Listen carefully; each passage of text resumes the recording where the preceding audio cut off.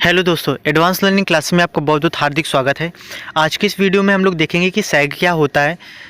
तो सबसे पहले अगर मैं आपको बताऊं तो सिंगिंग चार्ट यानी कि स्ट्रिंगिंग चार्ट क्या होता है, सैग चार्ट क्या होता है, सैग टेम्पलेट क्या होता है, तो ये मैंने पहले अपने प्रीवियस वीडियो में बता दिया है। प्लीज़ आप हमारे चैनल में जाइएगा और सारी वीडियोज़ देख लीजिएगा। ये ट्रांसमिशन एंड डिस्ट्रीब्यूशन के टॉपिक्स हैं जो कि वैसे पॉलिटेक्निक में 4 सेमेस्टर में रहते हैं और वैसे भी आपके नॉलेजेबल पॉइंट्स भी यहाँ रहते हैं, जो कि आप वीडियो को देखेंगे तो आपको इलेक्ट्रिसिटी यानी कि किस तरह से वायर का हम लोग किस तरह से हमारा विद्युत का डिस्ट्रीब्यूशन किया जाता है, ट्रांसमिशन किया जाता है, वो आपको यहाँ पर पता चलेगा।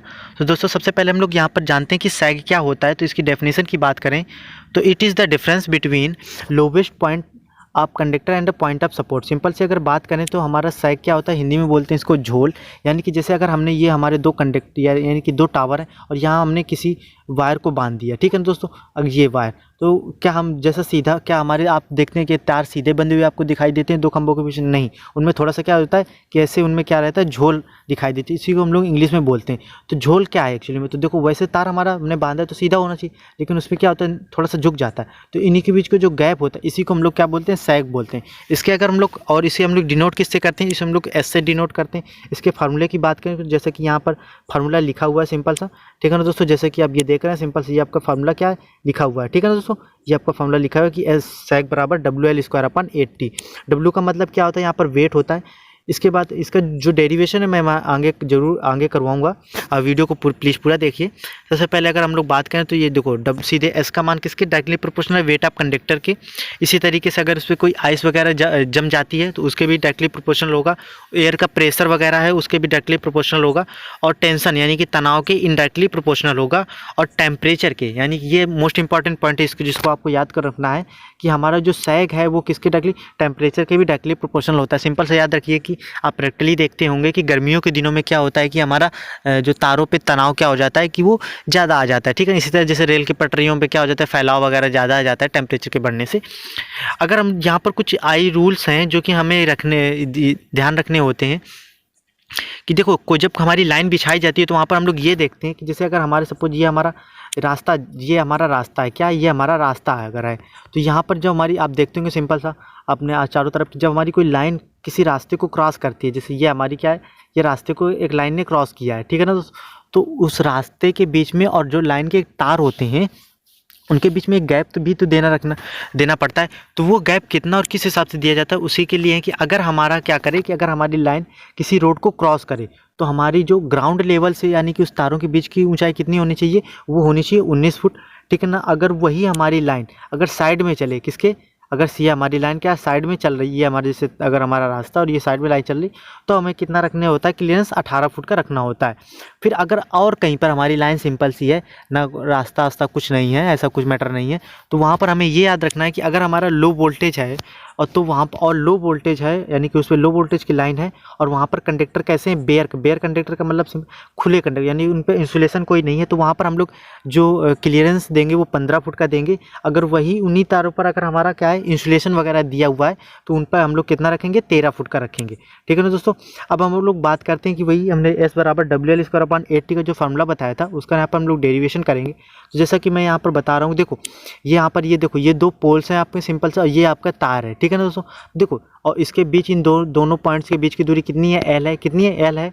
और ये देखो ये मैंने बताया था ना कि सबसे लोवेस्ट पॉइंट और पॉइंट ऑफ सपोर्ट इन्हीं के बीच की दूरी को तो हम लोग क्या कहते हैं, सैग कहते हैं, ठीक है ना दोस्तों। अब देखो मैं क्या कि आप सारा का सारा नहीं, आपको छोटा सा एक सेक्शन लेना होता है, ठीक है ना दोस्तों। तो जैसा कि आप ये देख रहे हैं कि सिंपल सा मैंने केवल इतना पॉइंट लिया, कितना, इतना पॉइंट लिया। अब इतने में सपोज मैंने एक इतना केवल हमने कंडक्टर का ले लिया इतना हिस्सा। अब यहाँ पर सपोज मैंने कहीं पर ये देखा तो क्या वेट क्या होगा, तनाव नीचे की ओर होगा और क्या होगा उस पर सॉरी भार जो होगा नीचे की होगा और तनाव इस साइड होगा। तो अब देखो सिंपल सा क्या करेंगे हम लोग, अब देखो ये तो हमारी ये L/2 है। अब देखो टोटल तो L है तो इसके अगर मिडिल से डिवाइड करेंगे तो कितना हो जाएगा, L/2 हो जाएगा। इसी तरीके से जैसे अब मैंने इतना सेक्शन लिया है तो देखो इतनी दूरी तो x है और इसकी मिडिल में पॉइंट ले लिया तो इसका कितना हो जाएगा, x/2 हो जाएगा, ठीक है दोस्तों। अब सिंपल सा क्या होता है कि देखो तनाव जितना होगा, जितना भार आपका नीचे लटक रहा है उसी के अपोजिट में उतना तनाव होगा, तभी तो तार हमारा बराबर एक सैचुरेशन लेवल स्थिति में रहेगा। ठीक है दोस्तों। तो अगर देखो यहाँ पर मैं कुछ पॉइंट्स बताऊँ, जैसे अगर मैंने माना कि अगर मेरा 1 मीटर तार का वेट कितना है, W है, तो मैंने अगर x मीटर का तार का वेट कितना होगा, सिंपल सा है, WX होगा। ठीक है ना दोस्तों। इसी तरीके से अब यहाँ पर मुझे क्या करना है, बैलेंस कंडीशन, मैंने बताया ना बैलेंस कंडीशन पे क्या होगा कि बैलेंस कंडीशन पे मुझे तार का भार और तनाव दोनों कैसे रखने होंगे, बराबर रखने होंगे। तो तनाव बराबर क्या है, T/Y, और वेट कितना होगा, WX × XY। इसको सिंपल सा वो बराबर करने के लिए मैंने बताया ना कि ऐसे, ये देखो, ये सिंपल सा, ये मैंने एक पॉइंट लिया ऐसे, ये देखो ऐसे मैंने एक केवल पॉइंट, अब यहाँ पर मैंने मान लिया कि यहाँ पर हमारा W × X है, ये इसका भार है, और यहाँ से दूरी कितनी है, x/2 है, और ये ऊंचाई कितनी है, ये y है, और तनाव इससे t लग रहा है। तो इसको काउंटर करने के लिए t के साथ y को रख दो और WX के साथ x/2 को रख दो। वो मैं आपको समझाने के लिए ऐसे ही बता रहा हूँ ताकि आपको ज़्यादा मतलब परेशान ना होना पड़े। इसका दूसरा रीजन सिंपल सा ये होता है कि इसको बैलेंस कंडीशन में हम लोग रखने के लिए टेंशन के बराबर तनाव जब भार को रखेंगे तभी हमारा ये होगा।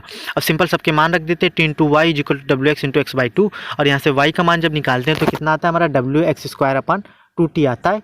ठीक है ना दोस्तों, जैसे कि आप ये देख रहे हैं। इसके बाद यहाँ से अब देखो मैंने अब यहाँ पर मैंने बताया एक छोटे से हम लोग क्रॉस सेक्शन का देख रहे हैं, छोटे से हिस्सा देख रहे हैं। अब हम वही बड़े से हिस्से को देखें तो देखो टोटल तो लंबाई L थी बीच की दूरी, और वही आधी कितनी हो जाएगी, L/2 हो जाएगी, सिंपल सा। ठीक है ना। तो x बराबर कितना रखें, L/2 रखेंगे, तो ये हमारा y = WL²/80 फार्मूला सिंपल सा डेरिवेट करके आ जाता है, यानी कि सैग यही है हमारा y सैग। अब यहाँ पर देखो कुछ पॉइंट्स हैं। सेफ्टी फैक्टर की बात करें तो सेफ्टी फैक्टर का फॉर्मूला होता है ultimate strain upon working stress, और वर्किंग टेंशन की बात करें हमारा, इसी को हिंदी में बोलते हैं अनुमन्य तनय बल। ठीक है ना। तो इसका सिंपल सा हिंदी ये होता है, और ये फार्मूला होता है working stress into area. Simple से ये आपको फार्मूला, ये जो सिंपल से आपको याद ही करने पड़ेंगे। अगर दोस्तों इससे रिलेटेड अगर आपको कहीं भी कोई प्रॉब्लम आ रही हो इस टॉपिक को समझने में, तो प्लीज़ हमें कमेंट करके बताइएगा, और प्लीज़ हमारे चैनल को सब्सक्राइब करके और ये वीडियो जो अपने फ्रेंड्स ग्रुप में सभी में शेयर कीजिए ताकि सभी को बेनिफिट मिल सके। यहाँ पर ऐसे टॉपिक आपको मैं वो रेयर से रेयर ऐसे टॉपिक करवाऊंगा जो आपको किसी भी चैनल पे आप ढूंढ लीजिए जाके, आपको ये ऐसे टॉपिक आपको कहीं नहीं मिलेंगे। जैसे स्ट्रिंगिंग चार्ट मैंने करवाया है, सैग टेम्पलेट करवाया है, ये आपके एग्ज़ाम से भी रिलेटेड हैं, और आपके का बेस अगर आप कंपटीशन की भी तैयारी करना चाहते हैं तो वहाँ भी आपको पता होना चाहिए, और आपको तो ये आपका बेस बहुत अच्छे से तैयार हो जाएगा। तो दोस्तों प्लीज़ हमारे चैनल को सब्सक्राइब कर लीजिए, और यहाँ पर transmission and distribution, TD/EP, basic electrical और पावर इलेक्ट्रॉनिक्स, इन सब, और EDD सेकेंड, EDD फर्स्ट, यहाँ पर इन सब सारे सब्जेक्टों को बहुत ही अच्छे तरीके से करवाया जाएगा। तो प्लीज़ हमारे चैनल को सब्सक्राइब कर लीजिए। थैंक यू दोस्तों।